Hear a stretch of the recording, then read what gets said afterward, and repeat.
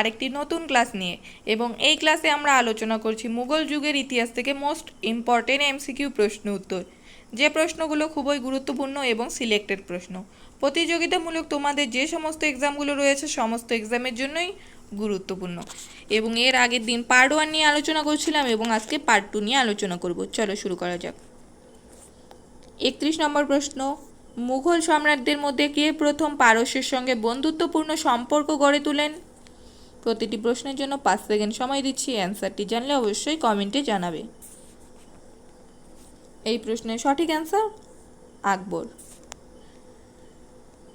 কোন মুঘল সম্রাট চিত্রকলার শ্রেষ্ঠ সমাজদার ছিলেন? সঠিক অ্যান্সার জাহাঙ্গীর। মুঘল আমলে মনসবদার বলতে কি বোঝাতো?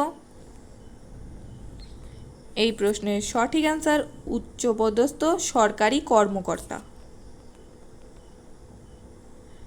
শাহজাহাননামা কে লিখেছিলেন?